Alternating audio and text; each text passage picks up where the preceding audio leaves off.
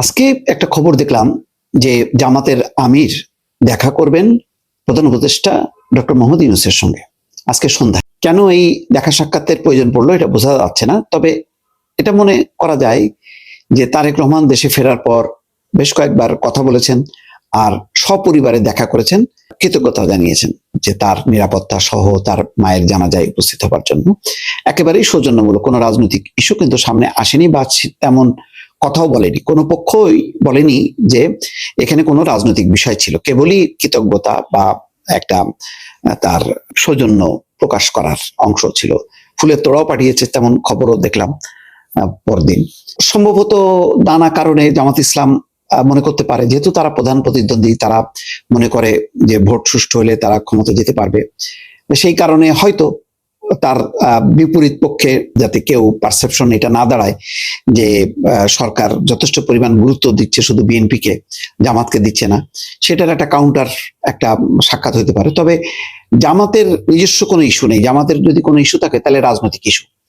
তারেক রহমান এবং সরকারের পক্ষ থেকে বলা হয়েছে যে এটা একান্তই, যেহেতু লম্বা সময় পরে তিনি দেশে এসেছেন এবং তার নিরাপত্তার ব্যবস্থাটা নিয়েছে সরকার, মায়ের জানাজায় গেছে, এই জন্য ধন্যবাদ। সেই ধন্যবাদ জানাতেই তিনি গেছেন। এর মধ্যে কোনো রাজনৈতিক ইস্যু দৃশ্যমান না এবং সেটা প্রকাশ্যে বলাও হয়নি। এখন এরকম কোনো সৌজন্য বা কৃতজ্ঞতার কোনো বিষয় জামাতের আছে কিনা যায় না। যদি রাজনৈতিক ইস্যু হয় তাহলে তো আবার ধারাবাহিকভাবে বিএনপি তখন আবার আনুষ্ঠানিকভাবে যাবে, অন্যান্যরাও যাবে।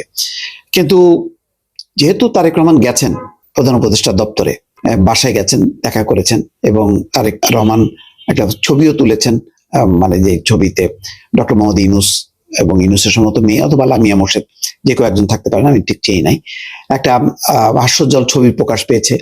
তো এইসব প্রকাশ এই সময়টায়, যেহেতু এখন নির্বাচনের মৌসুম, কদিন পরে আর 20-25 দিন পর নির্বাচন, জামাত ইসলাম মনে করতে পারে যে তারা হয়তো পিছিয়ে গেছে, তার কাউন্টার হিসেবে হয়তো যাচ্ছে। তবে যেহেতু শফিকুর রহমানের ব্যক্তিগত এরকম কোনো সফর বা কোনো ইস্যু নেই, এই সফরটাকে বা এই সাক্ষাৎকারকে বলা যায় একটা রাজনৈতিক নিশ্চয়ই বিষয় আছে। কি রাজনৈতিক বিষয় থাকতে পারে? আপাতত যেটা সামনে আছে সেটা হচ্ছে, ঠিক এই মুহূর্তে একটা নিরাপত্তা ইস্যু, তার নিরাপত্তাও নিশ্চিত করা হয়েছে, বডিগার্ড দেওয়া হয়েছে, বাসায় পাহারা দেওয়া হয়েছে। আর কি থাকতে পারে? আরেকটা থাকতে পারে লেভেল প্লেইং ফিল্ড নিয়ে একটা অভিযোগ জামাত ইসলাম বারবার করছে যে প্রশাসন বিএনপির হয়ে কাজ করছে, এরকম একটা বিষয় থাকতে পারে।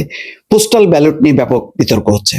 পোস্টাল ব্যালট এমন হতে পারে এটা স্থগিত হয়ে যেতে পারে। আজকে ছাত্র দলও দেখলাম কর্মসূচি নিয়েছে নির্বাচন ভবনের সামনে, তারা এই ইস্যুতে অবস্থান নিচ্ছে। তবে এটাও আমার কাছে একটু ধাক্কা লেগেছে, এখানে ছাত্র দল কেন? এখানে মূল দল বিএনপির অবস্থানটা কি?